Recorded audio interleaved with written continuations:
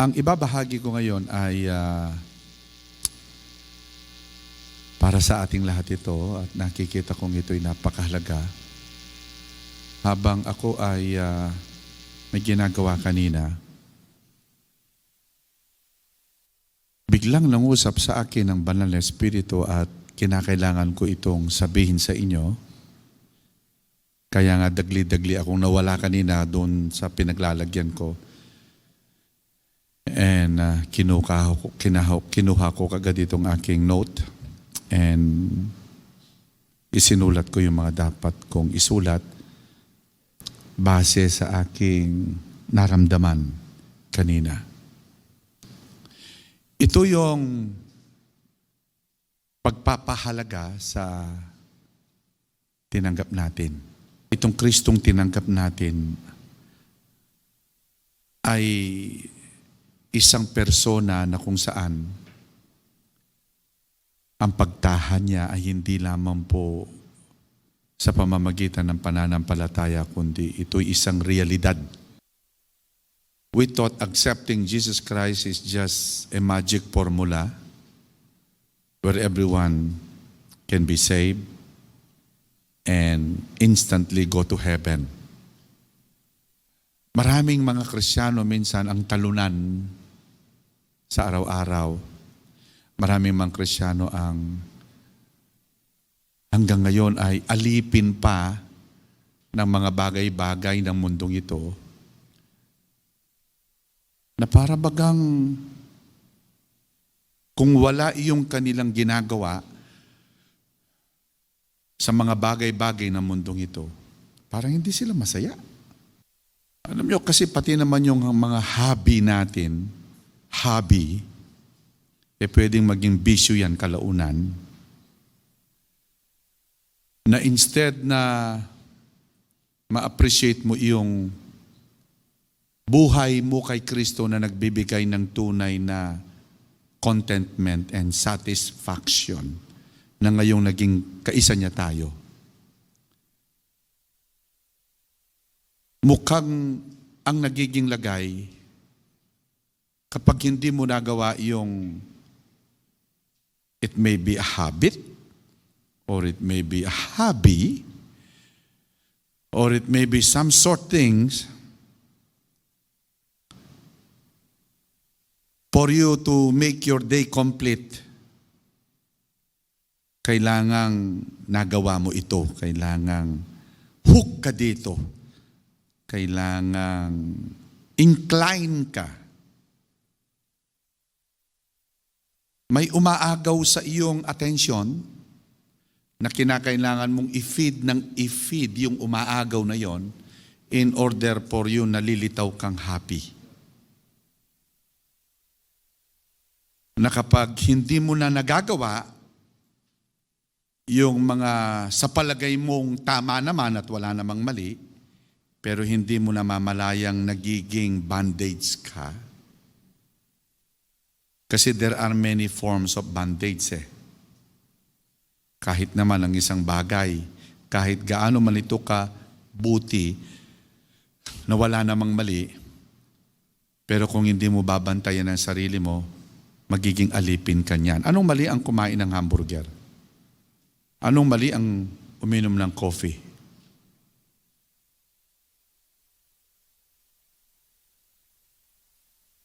Anong mali yung nakatutok ka sa telebisyon na nanonood ng mga sports, entertainment? Hindi naman pornography yung pinapanood mo. Anyway, hindi naman isang malaswa o hindi naman ito isang patayan o brutal. Anong mali doon sa sports entertainment? Wala naman. Pero maging yung mga bagay na sa paningin nating tama at mabuti, pwede ring dalhin tayo sa pagiging bihag. Siguro nakikita mong hindi naman kasalanan yung ginagawa mo. Anong mali doon sa uminom ka ng coffee? Pero yung naa-addict ka sa coffee, ibang issue yon. Anong mali doon sa kumain ka ng hamburger at french fries? Pero yung na-a-addict ka sa hamburger at french fries, ibang usapan yon. Ito yung parang pag hindi nakakain ng Big Mac at saka french fries, parang hindi kompleto yung buong araw niya. Hindi siya happy, hindi siya totally happy. Something is missing, something is wrong.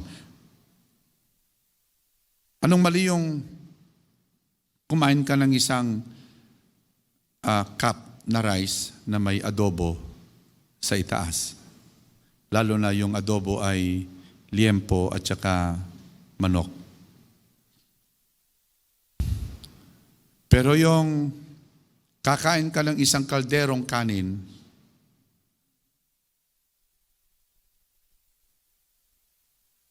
at saka isang bowl na adobo, mukhang tanda na iyon ang pagiging gluton, katakawan. So nakikita ninyo yung aking pagpapaliwanag na si Pablo man ay kanyang sinabi, ang lahat ay posible at pwede kong gawin. Malaya akong gawin ang mga bagay-bagay na gusto kong gawin, pero hindi naman lahat ng bagay ay nakakabuti o nakakatulong sa akin. Hindi ako magpapaalipin. That's the exact word he mentioned. Sapagkat kahit na pa mabuti ang iyong ginagawa, at kahit na pa sa palagay mo'y tama ang iyong ginagawa, pwede kang alipinan yan o alipinin, kalaunan, yung Kristong dapat na nagpalaya sa iyo, na nagbibigay ng tunay na buhay at tunay na satisfaction para yung buong araw mo ay maging pakinabang, sulit, ang nangyayari tuloy, mukhang ang nagiging priority mo ay baligtad. Nauuna yung mga material na bagay o yung mga bagay na patungkol sa mundo, ang nangyayari tuloy, doon ka kumukuha ng lakas. Yun tuloy ang nagiging dahilan para mabuhay ka. Na kapag hindi mo nagawa yun, para bagang ang buhay mo hindi kompleto. And so therefore ang nangyayari, si Kristo ay nagiging secondary, or kung hindi man po secondary, makinig ka, option na lang siya sa iyo. Lalo na tuwing linggo, o tuwing may gawain, o tuwing may online service, hindi mo man tanggap, pero baka si Kristo ay option lang. So many believers today, without them knowing it, they are still in bondage. Bondage not hindi doon sa mga obvious na kasalanan. Because you can also be bondage in some other things na kahit na tatawagan pa natin itong good things in life. Kaya nga dumating si Jesus dito para ipakilala niya na ang tunay na buhay ay sa Kanya nanggagaling. So at least, makapag-overcome tayo sa araw-araw. Makapag-overcome in a sense, hindi lang doon sa mga demonyong nakikita mo. Makapag-overcome hindi lang doon sa mga nakikita mo sigurong ang sarili mo. Ay, hindi pa ako overcomer kasi marami pa ako mga struggles, marami pa ako sa mga problema. Kapatid, hindi mo naman kasi makuha ang mensanan niyan na ma-overcome mo. Sa araw-araw na nahaharap tayo sa pakikipagdigma. So ang digmaan, o ang pagiging overcomer, it's a day-to-day basis. Huwag kang mangarap na, ay kailangan buo ka na, ganap ka na, perfect ka na. No. Imposibleng mangyari yon. And so, tingnan mo ang nangyayari. Ngayong kung si Kristo ay isang realidad sa'yo at isang tunay sa'yo at isang buhay sa'yo, siya ngayon ang nakikita mong pangunahin. Siya ngayon yung nakikita mong prioridad ng iyong buhay. Hindi yung malungkot ka kasi hindi mo pa na-achieve yung pangarap mo. Napakalungkot mo kasi gusto mo magkaroon ka ng ganitong negosyo na hindi mo pa nakikita.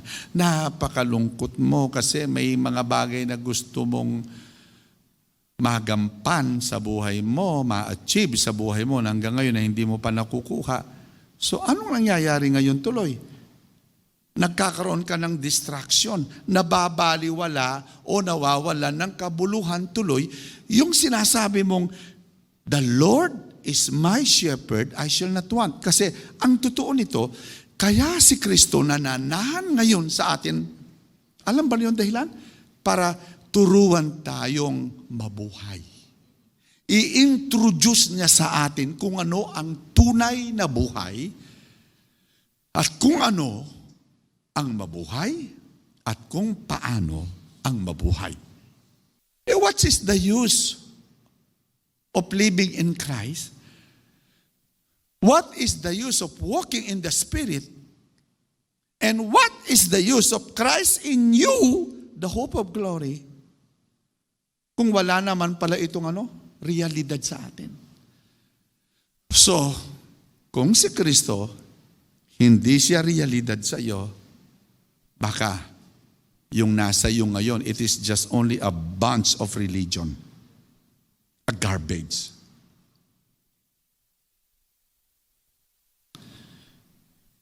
Baka hindi yung totoong Kristo ang sumasa iyo. Baka yung Kristo ng relihiyon. Hindi yung Kristong sa kapangyarihan ng Santong Espiritu. Ito'y pinaparanas at pinapadama niya sa atin. So many believers and Christians, they don't know exactly what it means to seek God kingdom first. Pag sinabi po ng Biblia, put God first, hindi naman po niya tayo inoobligahan dahil utos lang yon, dahil yun lang ang tama, at yun lang ang dapat mong gawin, at dapat mo lang gawin na ilagay ang Diyos una sa buhay mo. Alam mo bakit? Huwag ninyong tingnan na yan ay isang command lang, yan ay isang utos lang. Tingnan natin ito, kaya ang Diyos dapat siyang maging pangunahin sa atin upang sa gayon matutunan nating mabuhay ng kompleto, ng satisfaction, ng satisfied, kompleto, happy. Na kahit wala yung mga saklay na binibigay ng mundo para alalayin tayo, masasabi mo tuloy, I can do all things through Christ, who gives me the ability, the power, the strength to live day by day. You know what Colossians 3 says? You died to this life. Wow. And your real life, praise Jesus. Say it with me, my real life. Come on, say it with me, my real life. My real life is hidden with Christ in God. Magkaroon nawa ito ng isang malinaw na mensahe sa ating lahat, kayong mga narito. Makinig kayo. Because your real life, our real life, is hidden with Christ in God. What a promise. Ang ating po daw tunay na buhay ay nakay Kristo na. Nakay Kristo na. Iniingatan po daw ni Jesus. Yan na po daw ang tunay nating buhay. O anong ibig mong sabihin? Bisa po na ako magtrabaho. Hindi na ako magbabasketball. Hindi na ako mag-jogging. Hindi na ako manunod ng TV. Hindi ko naman po sinasabi yan. Pwede mo naman kasing gawin ang mga bagay na yan na ikinagagalit mo, na hindi ka naman alipin, nandyan yan o wala. Ang mahalaga, ang buhay mo ay nakatago kay Kristo. Yan ang importante. Ang point doon ng Biblia, Ang totoong nagpapaandar sa buhay mo ay hindi yung mga bagay-bagay na pinapanood mo o mayroon ka o ginagawa ka. Ang totoong nagpapaandar ng buhay mo ay walang iba kundi si Jesus na sumasa atin. Si Kristo ay realidad. Kaya nga sabi ng Biblia, hindi lang po daw tayo nabubuhay sa pagkain. Hindi lang po daw tayo nabubuhay sa pagmamall. Hindi lang po daw tayo nabubuhay sa pag-grocery. Hindi lang po daw tayo nabubuhay sa mga bagay-bagay na yan. Hindi lang tayo nabubuhay po daw tayo sa salita ng Diyos. Yan ang tunay na buhay. Sapagkat ang salita ng Diyos, pangwalang hanggan, incorruptible. Ang lahat ng bagay dito sa mundo lilipas. Pero yung mga bagay nasa Diyos ay hindi lilipas, hindi magwawakas. Paano pa? Kung binaligtad mo ang buhay mo, ang ibig ko sabihin, kung ang naging priority mo ay yung mga bagay na nagpeperis, kung yung naging priority mo yung mga bagay na puro nauubos at nawawala, naaagnas, di kawawa ka.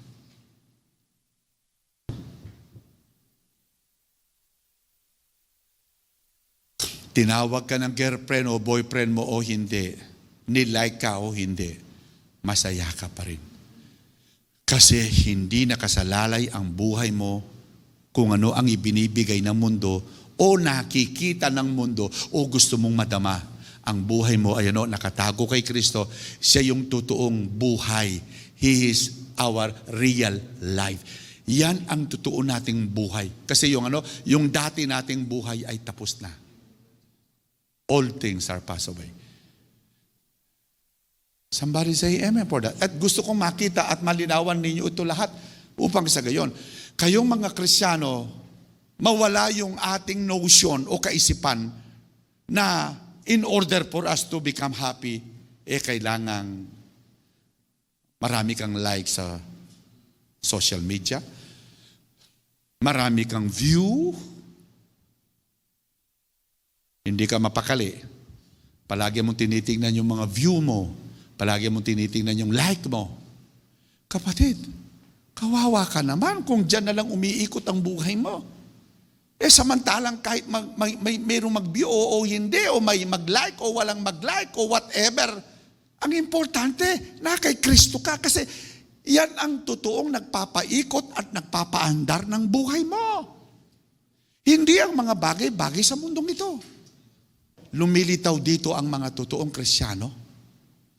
Dito mo mapapatunayan kung sino yung mga Kristiyanong totoo na ang buhay talaga ay nakasalalay o nakatago kay Jesus.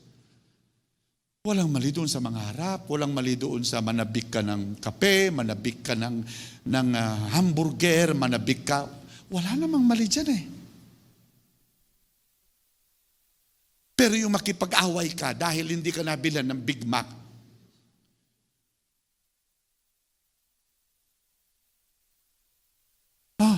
ibang usapan yan. Praise Jesus. Come on. Are you listening?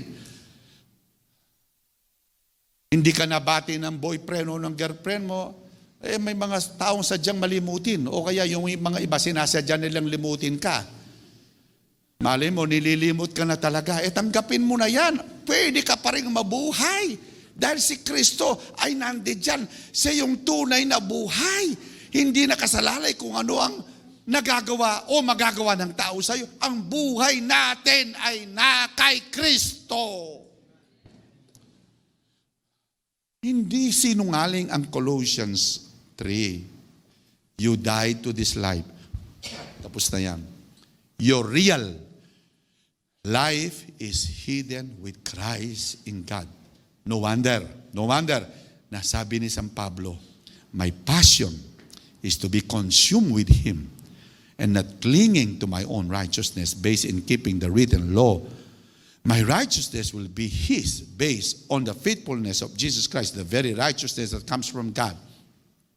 Now, I continually long to know the wonders of Jesus more fully. Wow. Oh, I want to know you more and to experience the overflowing power. Did you hear it?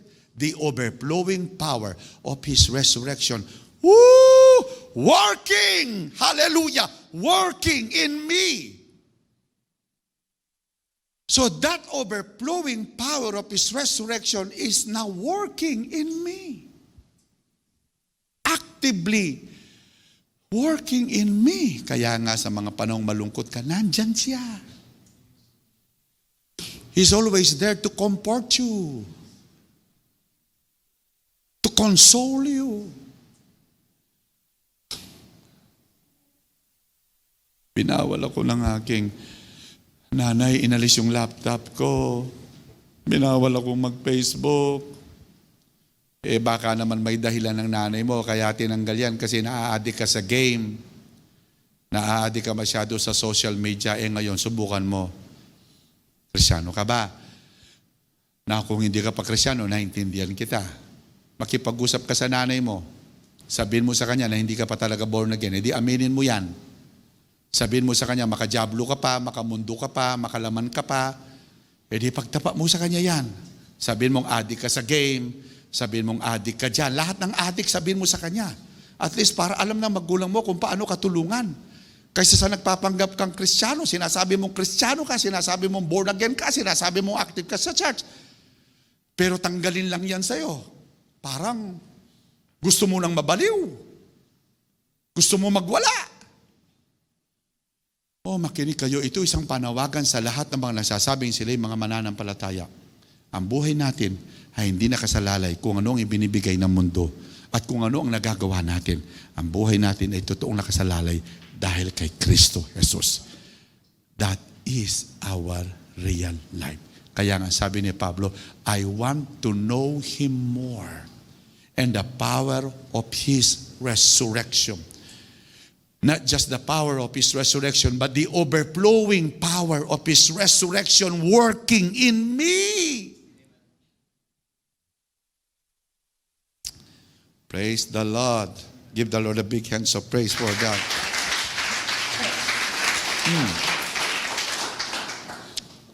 He's our life giver, my friend. Apart from Him, well, kung wala siya, kahit marami kang pera, kahit nasa iyo na ang mga iba't ibang klaseng laptop, iPad, kahit nasa iyo na, sabihin mo na ang lahat ng pinaka-paborito mong artista, palagi mong guest sa bahay mo dahil sa sobrang mong yaman. Pero itong tandaan mo, kung wala si Jesus at wala si Kristo na siyang tunay na buhay, tunay na buhay, tunay na buhay, tunay na buhay, tunay na buhay. Kung wala siya, I don't think that you will be completely happy. Your happiness based only on the many happenings. Pag wala ng happenings, hindi ka na happy. Pero kay Kristo, kahit walang happenings, dahil nandyan siya, realidad siya, real siya, siya yung totoong buhay. Anong ginagawa niya? Tinuturuan niya tayong mag-overcome. Pag malungkot ka, sasabihin niya sa'yo, kaya mo yan. Woo! Praise the Lord! Kaya mo yan. Narito ako. In the very beginning, the living expression was already there. And the living expression was with God, yet fully God. Did you heard the kind of word TPT version used? I like this version. In the very beginning, the living expression. Why? Sino yung living expression na tinutukoy dito? No other than Christ. Because He is our true living expression. And the Bible says, He was already there. Ang point ko dito, kapag sinabi po ng Bibliang He was already there in the beginning, was the Word. So, nandoon na ang Word, nandoon na si Kristo. Bago pa yung mga bagay na nasa mundo, bago pa tayo isilang, nauna na siya. Bakit siya nauna? Kasi siya ang totoong life giver. Siya ang totoong pinagmumulan ng buhay. Life came into being because of Him. Ayun, no? Malinaw. Life came into being because of Him. Kaya ka naging buhay because of Him. Salamat kay nanay at tatay mo, kaya ka lumitaw. Pero ang nanay at tatay mo, lumitaw lang yan dahil kay lolo at lola mo. Yung lola at lola mo ay lumitaw din dahil sa lola ng lola ng lola ng lola at lola mo. Ay yung lolo at lola ng lola at lolo at lolo at lola at lola mo. Lumitaw dahil doon sa pinaka lola. Now, saan ang galing ang lahat? To sum up, galing kay Adan at Eva. Saan galing si Adan at Eva? Sa Diyos. So in the very beginning, the living expression was already there. Life came into being because of Him. For His life is light for all humanity. And this living expression is the light that bursts through the gloom, the light that darkness could not diminish. He entered into the very world. He created, yet the world was unaware. Yan. Ito ang problema, probably unaware ka hanggang ngayon. Dumating yung tagapagbigay ng buhay sa mundo, yet the world was unaware. Baka unaware ka. Masyado kang busy dyan sa pinagkakaabalahan mo, negosyo man yan, o ano man yan, masyado kang busy dyan. Kasi parang dyan nakadugtong ang buhay mo. Kaya hindi mo namamalayan. Jesus already came and introduced Himself as our true light giver, yet you are unaware. He came to the very people He created, to those who should have recognized Him, but they did not receive Him. Hindi natin siya kinikilala. Marahil ayaw din ninyo siyang kilalanin. Palagi tayong nadadala doon sa, paano kung hindi na ako kakain? Meron bang magagawa siya? Yan. Paano kung yung mga anak ko kawawa? Meron bang magagawa yan? Marami kasi tayong mga dahilan na para ibalandra natin ang sisi sa Diyos para patunayang mas katanggap-tanggap yung mga justification mo kaysa sa Kanya. Kapatid, paano ka na? Iikot lang ang buhay mo sa kawalan. Walang direksyon. Kaawa-awa ka. Yan ang buhay natin dati.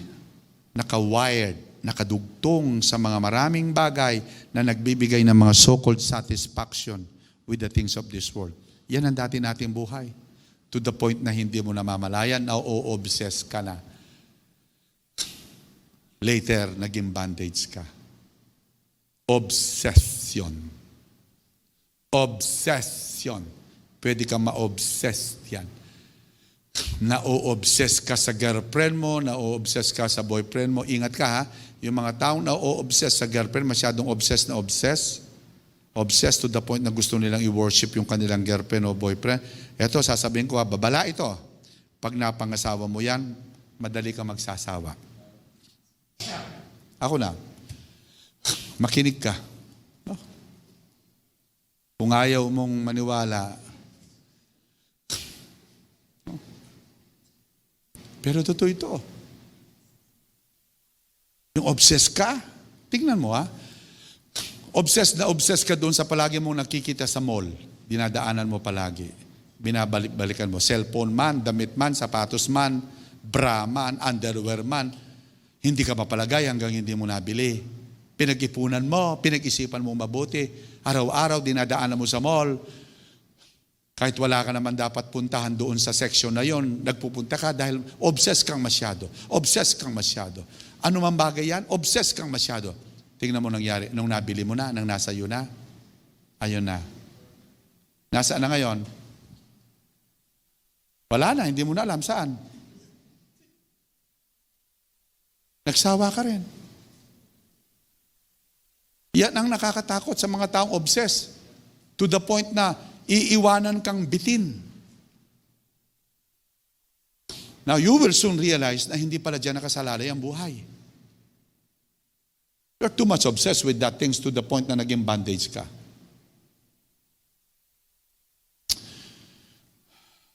Jesus, are you listening? No?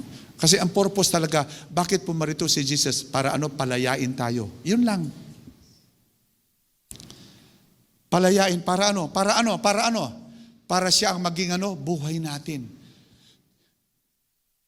Hindi yung maraming batas. Ay, nakakatakot kasi. Kaya nga naman minsan ayaw ko mag-Christian, ayaw ko mag-born again. Ang dami kasi mga do's and don'ts. Mali ka. Iisa lang ang gagawin ni Kristo sa iyo pag siya ay inanyayahan pumapasok sa buhay mo. He will fully satisfy you. A long and satisfied life. That's all I know. He will teach you many things in this life. Kaya ako nakikiusap, baka naman hindi pa niyo talaga siya tunay na kilala. Baka naman hindi pa talaga sa inyo tunay na nararanasan. Baka naman. Ang karanasan lang ninyo baka hanggang Sunday school lang.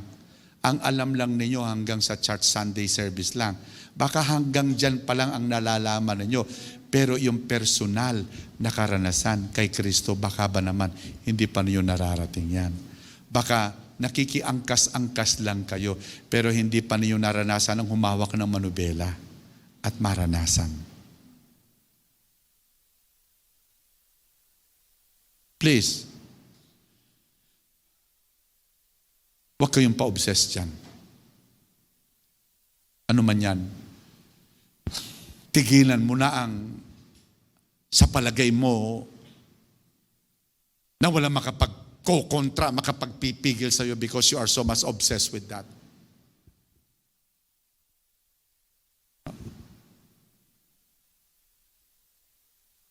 Kaya pati asawa mo, inaaway mo tuloy.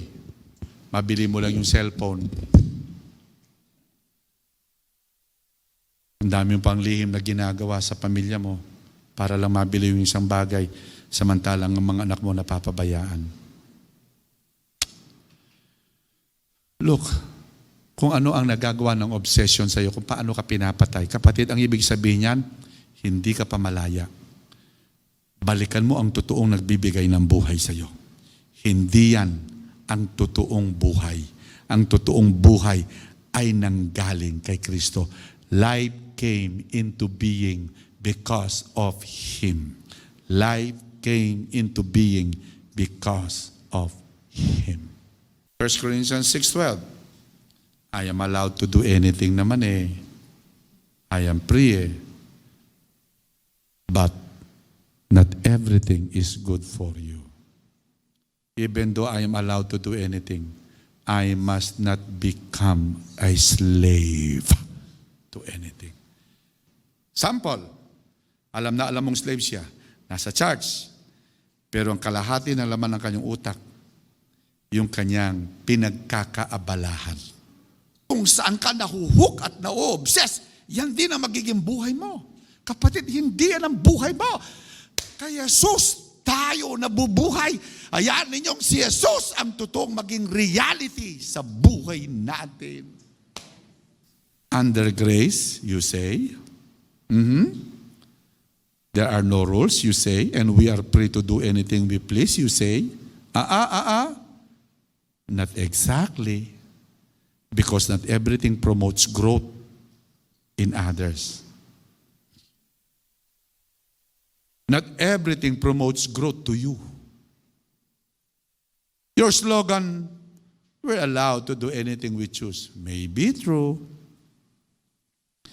But not everything causes the spiritual advancement to you and to others. That's why hanggang ngayon, hindi ka nag-a-advance. Hanggang ngayon, tignan mo ang buhay spiritual mo. Ang layo mo pa kay Kristo.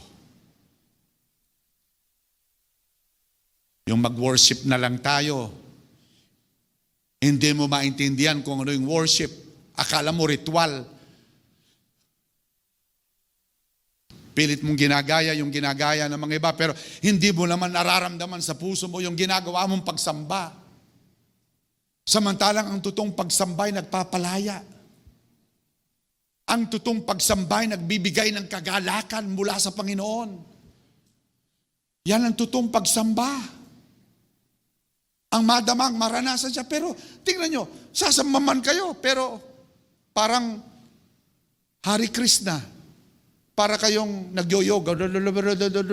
Para kayong nagyoyoga. Tuloy, nadama mo bang Diyos? Naranasan mo bang Panginoon? Hindi. Kasi ritual lang ang ginagawa mo. Kasi hindi mo siya kilala. Baka hanggang ngayon, alipin ka pa ng mga bagay-bagay na hindi mo alam. Because the Bible says, if therefore the Son sets you free, you will be free indeed. Kung kayo'y pinalaya ng anak, pinalaya ni Jesus, ganap nga kayong magiging malaya at tunay nga kayong magiging malaya. Yan ang sabi ng Biblia. You will be free indeed. Please, huwag niyong ikagalit ito ha. Sinasabi ko lang yung alam kong tama na makatutulong sa inyo. Baka marami sa inyo dito kaya hindi kayo masaya, kaya palagi magulong buhay nyo, kaya palagi kang nakakaramdam ng emptiness sa buhay mo. It's because in spite na alam mong Kristiyano ka na, pero bakit parang hindi totoo si Kristo sa'yo?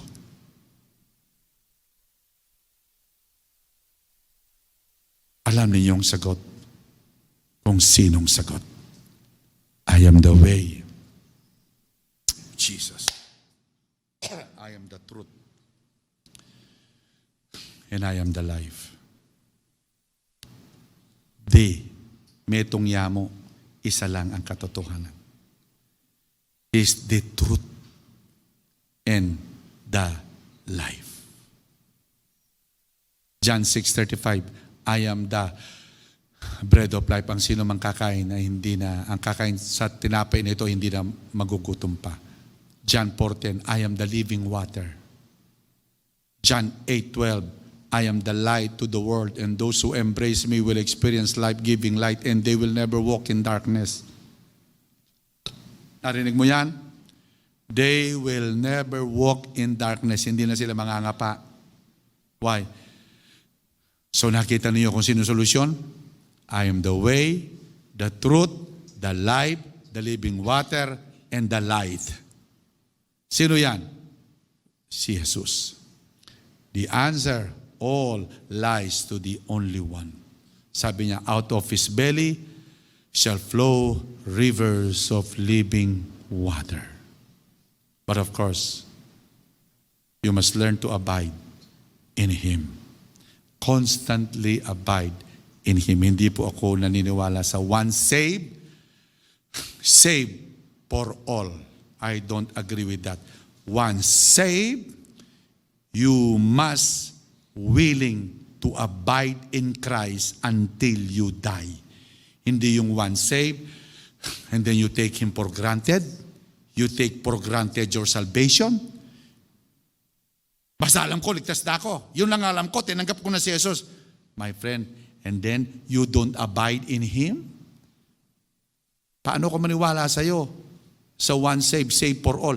Sa ugali, hasta, kilos mo, mukhang hindi ka ligtas.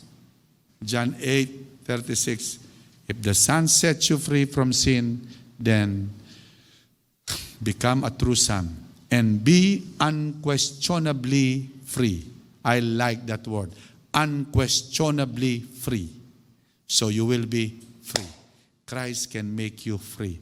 You will be free. If you are free, kung sakaling sinita kita at sinabi ko sa iyo, hey, mukha yatang na-obsess ka na dyan. Kung tinigilan mo, tignan mo sarili mo. Kung nagalit ka, kung nagdamdam ka, kung nalungkot ka, siguro ngayong araw nito, ipuprove ko na hindi ako bandage. Pero tignan mo sa ikalawang araw. Tignan mo sa ikatlong araw. At kung sa ikatlong araw nag-i-sneak ka na, nandadaya ka na, binabalikan mo muli yung sinasabi mong patutunayan mong malaya ka kahit wala yan, pero ngayon binabalikan muli. You are what? Slave. You're what? Slave. Philippians 4, magwawakas na ako, malapit na. I know what it means to lack. And I know what it means to experience overwhelming abundance. Etong importante. Sabay-sabay, tignan niyo ito sa screen. For I am trained in the secret of overcoming all things, whether in fullness or in hunger. Ito, and I find that the strength of Christ's explosive power imbues me to conquer every difficulty. Anong point dyan ng Biblia? Natutunan kong mabuhay at kung paano mabuhay dahil kay Kristo na nagbibigay ng kalakasan sa akin. So, Kristiyano, please, ngayong pandemic, alam ko, ito dapat ninyong matutunan. Sinusolo ko ng Diyos, sinusolo tayo ng Panginoon. Huwag mo nga yan, lampasan ka ng mga pagkakataong yan. Don't give up your faith in Christ, no matter what your emotion dictates you. That feeling will pass. They are not permanent. Alam mo ang pinakamabuting gawin mo? Ito, lumuhod ka. Iiyak mo sa Diyos. Iiyak mo yung nararamdaman mo. Sabihin mo, Kristo, ikaw ang kalakasan ko. Nakasulat, natutunan ko ng mabuhay sa kasaganaan o kakulangan. Natutunan kong mabuhay dahil kay Kristo na nagbibigay ng kalakasan sa akin. Praise the Lord.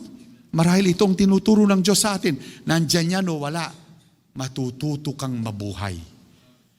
Meron yan o wala, mabubuhay ka pa rin. Kaya, panghawakan nating mabuti ang pinaniwalaan natin dahil maroon tayong dakilang punong pari na pumasok sa kalangitan na walang iba kundi si Jesus na anak ng Diyos. Nadarama rin ng ating punong pari ang lahat ng kahinahan natin. So pati lungkot mo, nararamdaman niya dahil naranasan din niya ang lahat ng pagsubok na dumating sa atin pero hindi nga lang siya nagkasala. Kaya, praise God, huwag tayong mag-atubiling lumapit sa trono ng maawaing Diyos para matanggap natin ang awa at biyayang makakatulong sa atin sa panahon ng pangangailangan.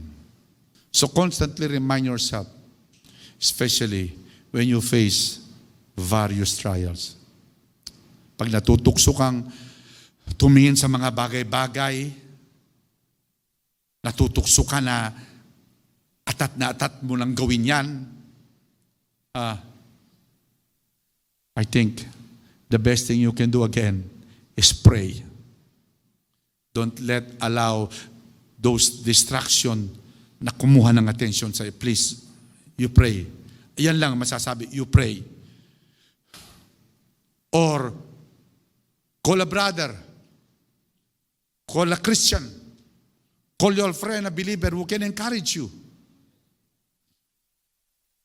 Huwag mo suluhin yan. You call them. Text them, chat them. Sabihin mo, I'm in pain. I'm depressed. And someone will pray for you. Someone will encourage you. Finally, in Hebrew 12, ituon natin ang ating paningin kay Jesus na siyang sandigan ng ating pananampalataya mula sa simula hanggang sa katapusan. Tinis niya ang paghihirap sa krus at hindi niya ito kinahiya dahil iniisip niya ang kaligayang naghihintay sa kanya at ngayon nga ay nakaupo na siya sa kanan ng trono ng Diyos. Ang point ko dito, pagkatapos ang pagtitiis, may kaligayahang naghihintay sa atin. Pagkatapos ang pagtitiis, may kaligayahang naghihintay sa atin. Alam mo, nagbigay ng malaking perwisyo itong pandemic sa buong mundo. Hindi lang sa Pilipinas, hindi lang sa pamilya mo sa buong mundo. Pati sa negosyo.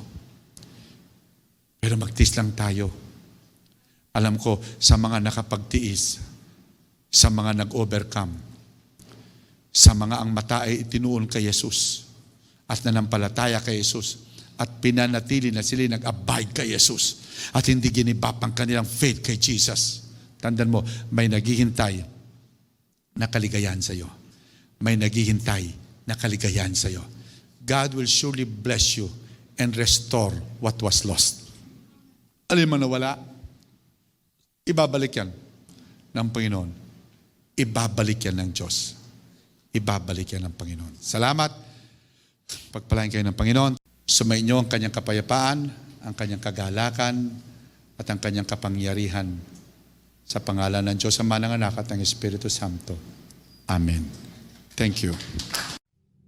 Thank you for watching. Follow us on YouTube at JOVFWC TV. The purpose of this video is to spread the gospel around the world and to encourage, equip, change people's lives through the power of God's Word. Please share, like, and subscribe to receive updates from our newest videos.